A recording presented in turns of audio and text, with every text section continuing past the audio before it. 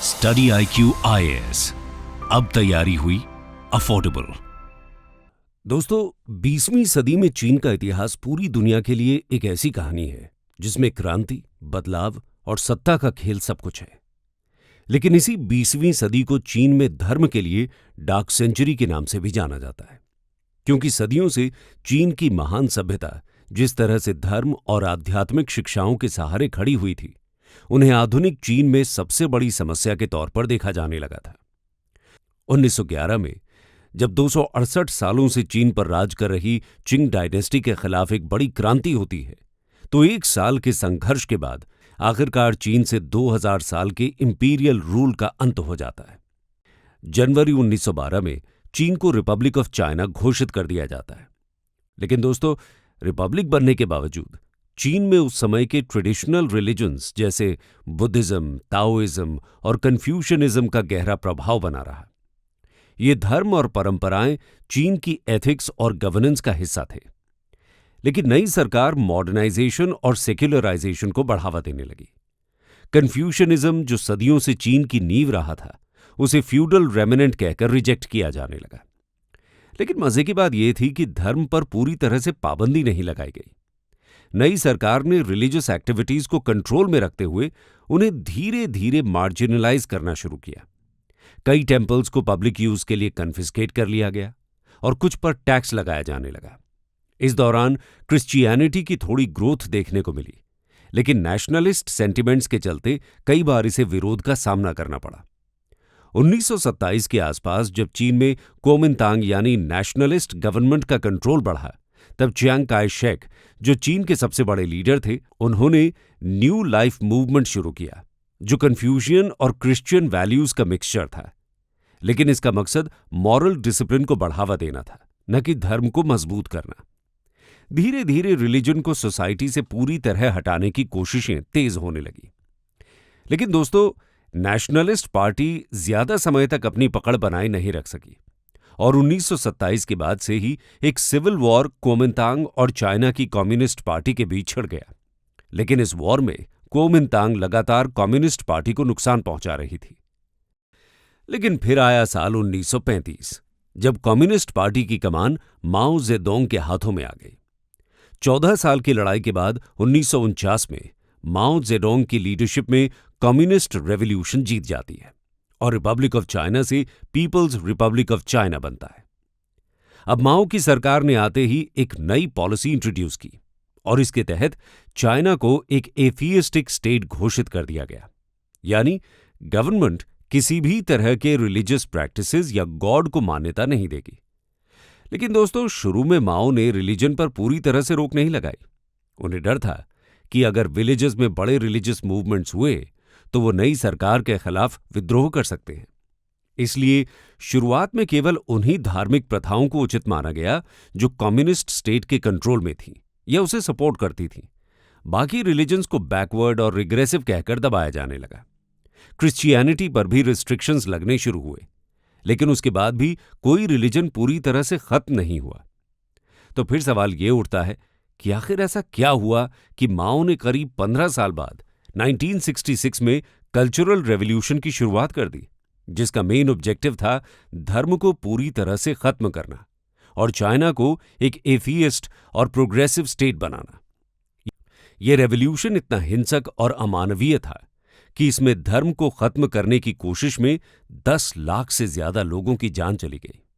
इसीलिए आज की इस वीडियो में हम जानेंगे कि कल्चरल रेवोल्यूशन क्या था, कैसे इसने चीन से रिलीजन को पूरी तरह से मिटा दिया और इसके पीछे माओ का असली एजेंडा क्या था। Reason behind the cultural revolution and religious repression in China. 1949 में चीन में माओ के पावर कंट्रोल करने के बाद दुनिया के बहुत बड़े हिस्से पर कम्युनिज्म का लाल रंग चढ़ चुका था। इसमें चीन और सोवियत संघ दुनिया के 2 सबसे बड़े कम्युनिस्ट स्टेट बन चुके थे। शुरुआत में तो चीन और सोवियत संघ दोनों एक दूसरे को लेकर काफी सपोर्टिव हुआ करते थे, लेकिन जब 1956 में निकिता क्रुश्चेव यूएसएसआर के नए हेड बनते हैं, तब माओ और निकिता के बीच डिसएग्रीमेंट लगातार बढ़ने लगे। ऐसा इसलिए हुआ क्योंकि निकिता क्रुश्चेव जब पावर में आए तो उन्होंने अपने प्रीडिसेसर जोसेफ स्टालिन की पॉलिसीज को बदलना शुरू कर दिया और सोवियत में नए इकोनॉमिक रिफॉर्म्स की शुरुआत होने लगी। इस इकोनॉमिक रिफॉर्म को कम्युनिस्ट आइडिया के खिलाफ मानते हुए माओ और सीसीपी के और बड़े लीडर्स इसका विरोध करने लगे, क्योंकि उनका मानना था कि इस तरह से दुनिया में जो कम्युनिस्ट मूवमेंट की एक नई क्रांति आई है उसका डाउनफॉल शुरू हो जाएगा और यूएसएसआर में कैपिटलिज्म की शुरुआत हो जाएगी, जिस वजह से माओ लगातार निकिता क्रुश्चेव पर आरोप लगाने लगे। और इसी वजह से सोवियत और चीन के रिश्ते इतने खराब हो गए कि सोवियत ने एक दिन चीन में रेडियो ब्रॉडकास्ट करवाते हुए कहा कि हम चीन में असली कम्युनिज्म लाएंगे और माओ को चीन की सत्ता से हटा दिया जाएगा। इस तरह सोवियत का थ्रेट बन जाना और दूसरी तरफ वियतनाम और बाकी जगहों पर अमेरिका के नए कैपिटलिस्टिक अप्रोच की वजह से माओ को यह डर लगने लगा। उन्हें ऐसा महसूस हुआ कि पॉसिबल है कि अब उनके देश के लोग भी इस तरह के बदलावों से प्रभावित होने लगे। माओ को अब अपनी पार्टी के लोगों पर भी भरोसा नहीं रहा। उन्हें लगने लगा कि उनकी पार्टी में भी बहुत से ऐसे लोग होंगे जो उनके अगेंस्ट उसी कैपिटलिस्टिक आइडिया के लिए काम कर रहे होंगे।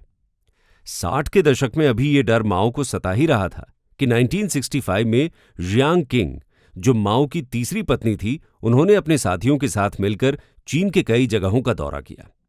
जियांग किंग ने यह पाया कि देश भर में कई जगहों पर रिलीजियस और कल्चरल एक्टिविटीज के नाम पर खुलेआम कम्युनिस्ट लीडरशिप की आलोचना की जा रही है।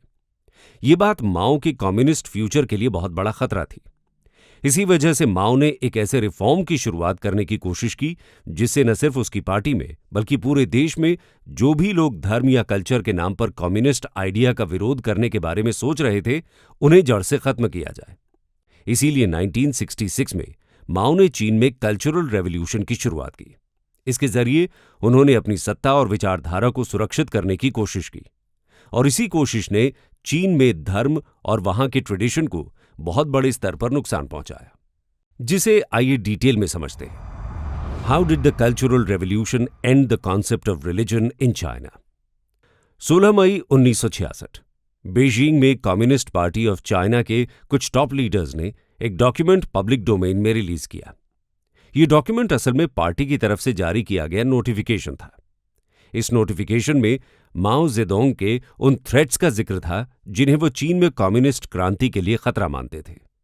नोटिफिकेशन में लिखा गया था कि देश में और कम्युनिस्ट पार्टी के अंदर भी बहुत से बुर्जुआ सोच वाले लोग घुसपैठ कर चुके हैं, जो रिपब्लिक ऑफ चाइना में रूलिंग कम्युनिस्ट पार्टी को हटाकर फिर से कैपिटलिस्टिक आइडियोलॉजी वाली डिक्टेटरशिप लाने की कोशिश कर रहे हैं। ये नोटिफिकेशन एक तरह से उन कैपिटलिस्टिक रूलर्स को पहचानने और उन्हें खत्म करने का संदेश था। इसमें माओ ने कहा कि एक नई क्रांति की जरूरत है जो समाज के हर कोने तक पहुंचे और फॉर ओल्ड्स को मिटा दे।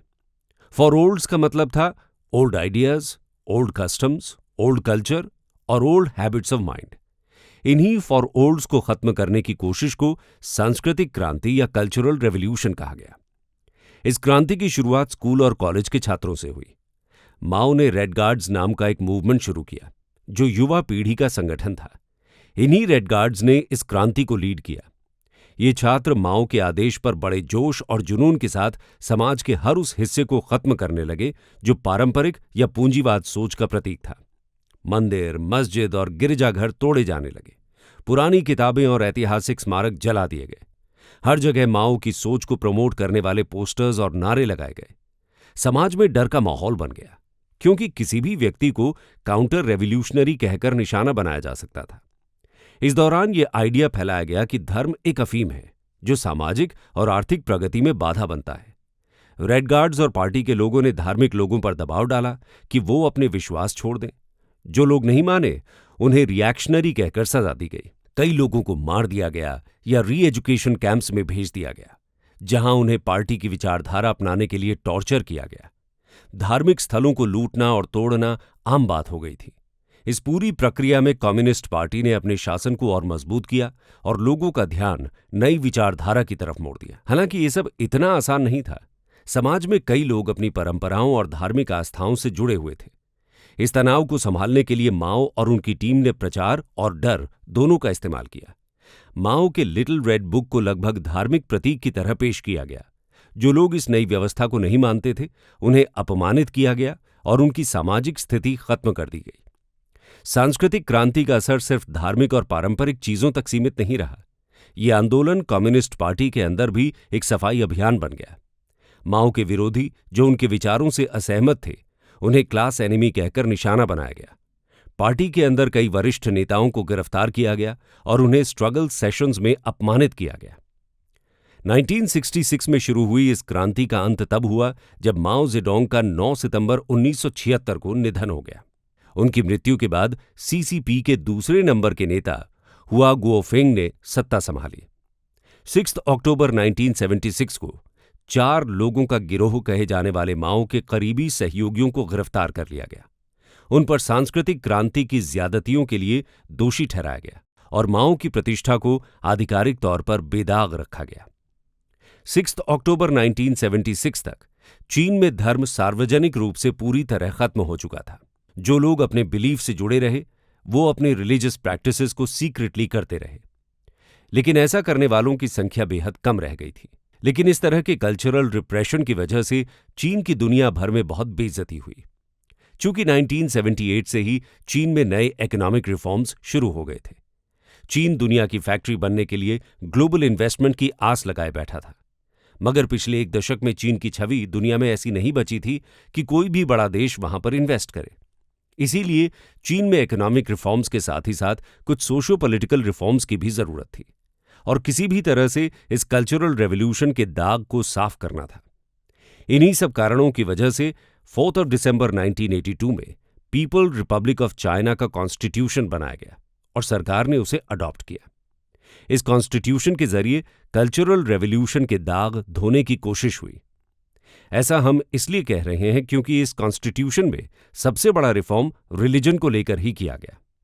आपको जानकर हैरानी होगी कि जिस रिलीजन को अंधविश्वास और कम्युनिस्ट चीन के लिए सबसे बड़ा खतरा बताकर उसे 10 सालों तक लगातार खत्म करने की कोशिश की गई, उसी देश में जब 1982 में कॉन्स्टिट्यूशन आता है तो उस कॉन्स्टिट्यूशन में रिलीजियस फ्रीडम की घोषणा की जाती है। चाइनीज कॉन्स्टिट्यूशन के आर्टिकल 36 के अंडर वहां के नागरिकों को रिलीजियस फ्रीडम का अधिकार दिया गया, जिसे पोस्ट माओ एरा में एक लिबरल पॉलिसी की तरह देखा गया। लेकिन इसकी भी असलियत कुछ और ही थी।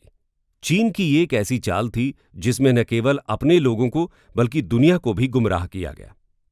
ऐसा इसलिए क्योंकि रिलीजियस फ्रीडम के साथ ही साथ रिलीजन पर स्टेट के कंट्रोल को भी एस्टैब्लिश कर दिया गया, यानी केवल सरकार द्वारा अप्रूव्ड धर्मों या धार्मिक संस्थानों को ही चाइना में प्रैक्टिस करने की अनुमति थी। टेम्पल्स, मॉस्क्स और चर्चेस को सरकार के साथ रजिस्टर करना जरूरी था। साथ ही साथ उन रिलीजियस प्लेसेस के लीडर्स भी सरकार द्वारा चुने जाते थे ताकि वे कम्युनिस्ट पार्टी की आइडियोलॉजी को आगे बढ़ाएं।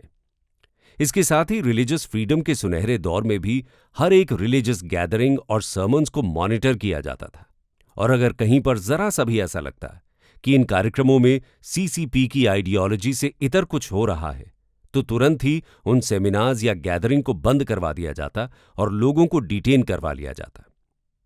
दोस्तों, 1982 से लेकर आज तक चीन में धार्मिक स्वतंत्रता के बावजूद ऐसे ही हालात बने हुए हैं।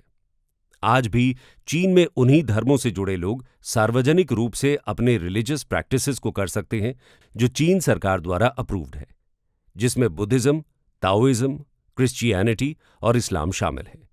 शहरों में भी धर्म पर टाइट कंट्रोल रखा जाता है। क्रिसमस का जश्न स्कूल्स और यूनिवर्सिटीज में प्रतिबंधित है। पब्लिक प्रेयर मीटिंग्स करना आज भी बहुत जगहों पर अपराध माना जाता है। क्रॉस या हिजाब जैसे धार्मिक सिंबल्स पहनना भी अपराध की ही श्रेणी में आता है। यानी रिलीजियस फ्रीडम देने के बाद भी सरकार ने हर उस चीज को खत्म कर दिया जो कम्युनिस्ट पार्टी की आइडियोलॉजी से अलग हटकर किसी भी तरह के फेथ का सिंबल बन सकती है। कंक्लूजन। दोस्तों, आज भी चीन की मस्जिदों और गिरजाघरों में कम्युनिस्ट लीडर्स की तस्वीरें लगाना और कम्युनिस्ट पार्टी का झंडा लगाना अनिवार्य है, और इस अनिवार्यता के बावजूद चीन में इसे धार्मिक स्वतंत्रता का नाम दिया जाता है। जबकि असलियत यह है कि चीन में भले ही बहुत बड़ी संख्या में लोग छिप छिप कर अपनी रिलीजियस प्रैक्टिसेस को करते हों, लेकिन असल में उन्हें अपने धर्म को लेकर कोई भी अधिकार नहीं है। एक तरह से आज भी चीन उसी कल्चरल रेवोल्यूशन की ही आग में जल रहा है, जहां माओ जेडोंग ने अपने देश से धर्म और पुराने ट्रेडिशंस को खत्म करने की शुरुआत की थी। इसीलिए ऐसा कहा जा सकता है कि चीन के आधुनिक इतिहास में उसके सबसे बड़े नायक माने जाने वाले माओ जेडोंग ने चीन से धर्म को खत्म कर दिया। स्टडी IQ IAS, अब तैयारी हुई अफोर्डेबल।